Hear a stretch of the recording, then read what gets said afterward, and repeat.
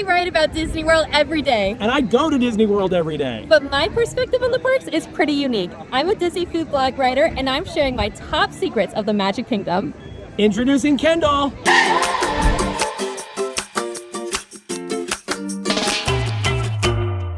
Tip 1, the outdoor air conditioning hack. There's no such thing as true air conditioning outdoors at Magic Kingdom, unless you know about this place. Tomorrowland Terrace doesn't look like much. A giant open-air patio with long cement tables and a few lonely snack carts nearby. But if you time it right, this spot becomes the best shade breaks in the park. Because here's the secret. Even though it's open air, it's built in a breezeway. So on a hot afternoon, it actually feels air-conditioned. It's not icy cold, but it's way cooler than standing in line at Big Thunder. It's also where you find one of the most surprising trends in Magic Kingdom, remote workers. Yeah, some days the whole area turns into a pop-up WeWork for annual pass holders. People on laptops, headphones in, huddled over coffee and DVC-branded Stanley Cups. Don't be surprised if you see me there working on a story or two. There are outlets scattered around the tables if you're lucky, but once the regulars show up to do their work from the parks routine, those plugs go fast. Now here's the catch. Tomorrowland Terrace closes around 4 p.m. most days for prep. At night, it turns into a dessert party zone, which means if you're going to sneak in for a recharge, your best bet is between 2 and 3:45 p.m. You get 20 to 30 minutes of breezy shade, plenty of elbow room, and a front row seat to the strangest cross-section of Disney fans. Half melting tourists, half laptop warriors managing Slack channels from inside Tomorrowland. Then, when the cast members start setting up, you're out. No fuss, no cost, just cooler than before. Well, we certainly like this spot, don't we? Yeah. That's where we are right now. That's where we're working today. And you know what? This is where we are a lot. So if you ever want to see the AllEars crew having a meeting in the middle of a game or a gathering place before we start a big competition, this is where we'll be. And if you ever want to see a DFB writer or editor hard at work, pumping out those amazing stories that we all love to read, You'll probably find us here. yes. Tip 2, the Monorail detour that saves breakfast. Most people charge straight to Magic Kingdom from the Transportation and Ticket Center, usually without eating. But if you're parking at the TTC anyway, you've got a little secret weapon, the Resort Monorail. Before you even scan into the park, take the monorail one stop to Disney's Polynesian Village Resort and grab breakfast at Captain Cook's. That's where you find the exact same tongue of toast that they serve upstairs at Kona Cafe. Thick banana stuffed sourdough, deep fried and covered in cinnamon sugar, without the table service price or the strawberry compote. You just have to order at the counter, grab a table on the patio, and you're back on the monorail in 30 minutes or less. Magic Kingdom isn't really known for their breakfast options, so something we love to do at Disney Food Blog, skip the rope drop stress meal and fuel up at the resort first. You'll eat better, ride calmer, and start your day ahead of the pack. It's pretty much impossible to eat a plant-based breakfast in Magic Kingdom. I think you can get oatmeal at Starbucks, at Main Street Bakery. So this is really important if you have special dietary needs. The lack of breakfast becomes even more of an issue, and you're going to want to eat those breakfasts at the resorts.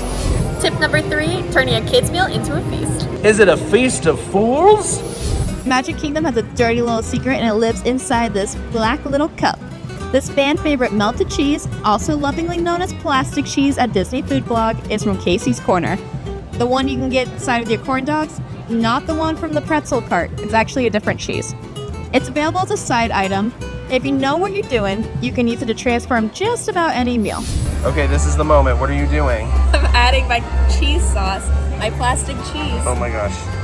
You're getting, are you getting anything else? Or No, you're I'm literally just gonna get the cheese. mobile ordering $1 worth of cheese sauce. Yeah, plus tax. 107 is our final order. 107? Yeah. Wow, I've never seen anyone do this before in my life. You're giving me confidence to try a lot of things in Walt Disney World.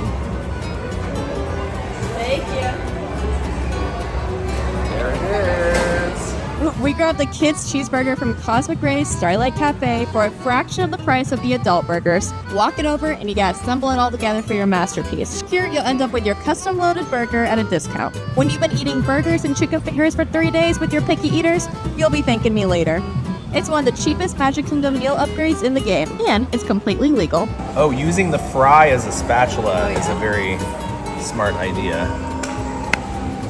And then you have more left to dip your fries. Oh yeah, there's plenty in here. $1. Best upgrade. Best $1 you can spend in Walt Disney World. Except this is my little cup of barbecue sauce that I dip my fries in, and it was free. It's not as good What as can I this tell cheese, you? though. Hacks are like friends. Some of them are good, and some of them are great. Tip 4, the shortcut hiding in neon light. Most people walk straight through the hub when they need to get to Fantasyland to Tomorrowland, but not you. There's a quiet path almost hidden by design that cuts behind Tomorrowland Speedway and glides under Tron's glowing canopy. It's a simple shortcut, open to everyone, no backstage pass required, but it feels like a glitch in the park's geometry. Because while everyone else is clogging the castle bridge, you're slipping right through the circuit. Use it to pivot from Dumbo to Space Mountain, use it to rope drop Storybook Circus and hit Tron on the rebound. Use it to dodge parade barricades, stroller traffic, and sweaty Meltdown dads trapped in Fantasyland at 3 p.m. It's short, shaded, and fast. And if you're planning to move like a local, this is one path you'll want to memorize. Tip number 5, the spot that sees it first. The spot? What could this mean? The Festival of Fantasy Parade starts in Frontierland. Not Main Street, not the hub, Frontierland. So if you set up near Country Bear Jamboree or the Liberty Square Bridge, you'll see the floats roll out first. Then you can dip out before the hub turns into a wall of bodies. It's not just for avoiding crowds, it's about buying time. While most guests are still watching the last float crawl past the castle, you're already halfway to your next ride, your next snack, or the exit, depending on your strategy. And if you've got little kids, it also means you don't have to keep them all still for a full 20 minutes. You can show them a dragon, wave to Rapunzel, and get out. The parade is gorgeous, but the timing is the trick. Frontierland wins every time. Tip number 6, that short wait time, it's a lie. You know that little number blinking above the entrance to every ride? It's not necessarily a lie, but we're not necessarily going to trust it either. Often enough, if you trust those posted wait times blindly, you're either wasting your day in line or walking right past a ride that's actually a walk-on. Here's the truth. Disney tends to round up with wait times.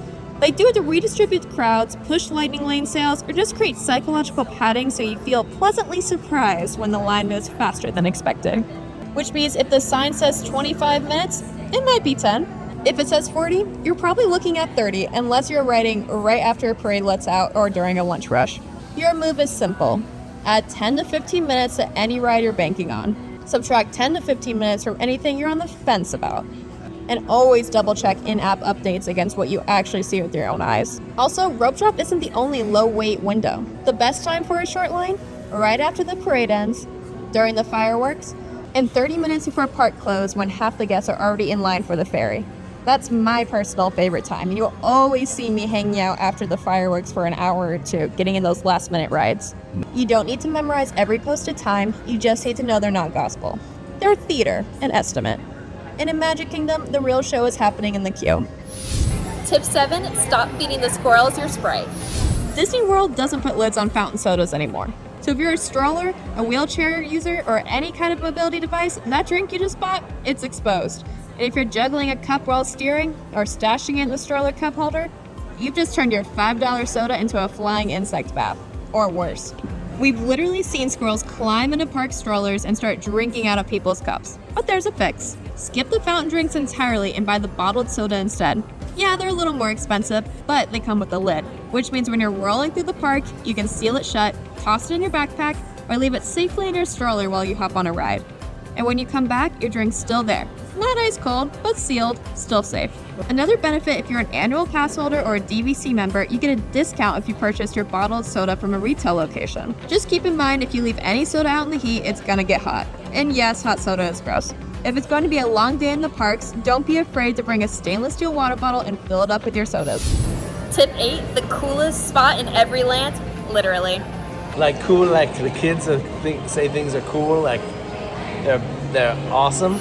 There's no one way to survive a 100-degree day at Magic Kingdom, but there are 7, maybe 8 if you know where to look. These aren't full blast AC rides with long waits. These are the spots you dip in between lightning lane windows when you need a break, but you're not quite ready to head back to the hotel. Let's go land by land. On Main Street, USA, you're going to want to head to the Town Square Theater. It's technically a meet and greet zone for Mickey and Minnie, but the front lobby is open to anyone and the air conditioning is no joke.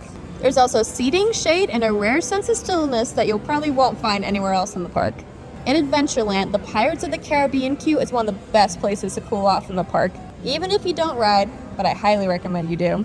Walking through the dark stone corridor is enough to reset your core temperature. In Liberty Square, honestly, this land doesn't give you too much relief unless you're waiting for Hall of Presidents, which you should be. It's massive, cold, and nearly empty most of the time. It's one of the few places where you can sit down for 20 uninterrupted minutes in the middle of the day. Even if you don't stay for the show, the lobby is open for anybody in Liberty Square. In Tomorrowland, you can head to the Merchant of Venus. This is a nice air-conditioned seating area where you don't have to buy anything and you can just come in and sit. Most people don't even know it's open. You can walk in, chill out, and reset without ever standing in line. While you're in Tomorrowland, if you want to go full retro, Carousel Progress is still running strong. You get 20 full minutes in a rotating theater with guaranteed cool air, and nobody's asking you to sing or dance or take a photo. There's a few other places we like to call our wild cards that bring on the AC. If you're caught in the dead center of the park, aka the hub, head towards the Plaza Restaurant or Ice Cream Parlor and slip into the indoor seating between them. It's not much, but it's real AC, and you can usually find a table if you come at the right time. In the summer, these stops aren't just bonus comfort. They're part of your survival strategy. Tip number 9, how to sneak into Magic Kingdom before it opens. Oh, I don't know about that. This one's perfectly legal. I hope so. I like you, Kendall. No lifetime bans. The trick is to book the Keys to the Kingdom tour. This is a VIP tour that starts at 8 a.m. and guests are checked in and quietly led through a side entrance before regular park guests are allowed through the gates. You'll be escorted past the rope drop crowds and straight into the park while everyone else is waiting outside.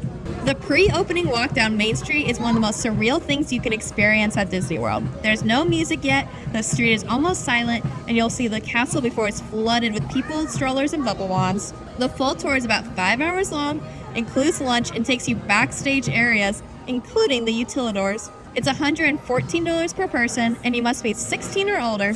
But if you want bragging rights of entering Magic Kingdom before everyone else, even before early entry, this is how you do it. Tip 10, the best, cheapest souvenir in the park. Tucked between the breezeway of Main Street right off Crystal Arts and Uptown Jewelers, there's a little cart that's been quietly turning families into silhouettes for decades. Literally. These are hand-cut paper portraits done live by an actual artist using tiny scissors and a steady hand. No lasers, no computers, just skill and tradition. It only costs around $15 for 2 mirrored copies, one for you and one for Grandma. This little oval frame is extra, but still under $10. That means for around the price of a bubble wand or a refillable popcorn bucket, you can walk out of Magic Kingdom with a custom keepsake you'll actually want to display. No need to book in advance, and the whole process takes just a few minutes. If you're park hopping, you'll also find the silhouette artists in Liberty Square and at Disney Springs, but the Main Street cart is the original. Don't forget that you can have portraits made of your animal friends too. If anybody wants to get me a Christmas gift, my 2 cats would look gorgeous in a frame. Tip 11, the best reverse route hack. At night, Magic Kingdom flips the script. Instead of starting in Frontierland like the daytime parade, Disney Starlight Dream the Night Away kicks off on Main Street, USA, travels past Cinderella Castle, through Liberty Square, and ends in Frontierland. That means if the daytime parade is a Frontierland escape, the nighttime Starlight Parade is the inverse. You'll want to watch it from the very beginning where it all starts. Here's the strategy. Stake out your spot on Main Street, not hub blocking, but facing outward, near Town Square for early access and the shot of the very first float. After you finish watching Starlight, you're already halfway to the exit. No weaving through crowds, no sprint through the ferry or monorail, you're out. It's a perfect flip of your Frontierland daytime move. Tip 12, the moment Magic Kingdom stops. In a good way? In the best way. Most people don't know there's a parade at Magic Kingdom that isn't about characters, music, or fireworks. It happens every day at 5 p.m. right in Town Square. It's called the Flag Retreat, and it's listed in the app, but hardly anyone plans around it. This is one of my favorite times in a Magic Kingdom day. Veterans in attendance are honored, the flag on Main Street is lowered, and the Dapper Dan sing God Bless America, and everything else just stops.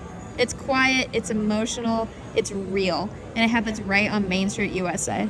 You'll see the honored veteran escorted down Center Street afterwards, with cast members and Dapper Dans around them. Guests applaud, photos are taken, and then the magic picks back up again. But for those 5 minutes, the park belongs to them. If you made it to the end, go ahead and put this passcode in the comments below. And while you're down there, go ahead and like and subscribe, and why not turn on notifications so you'll be the first to know when myself or one of my friends comes out with a brand new video, something we do all week. See you next time. Bye.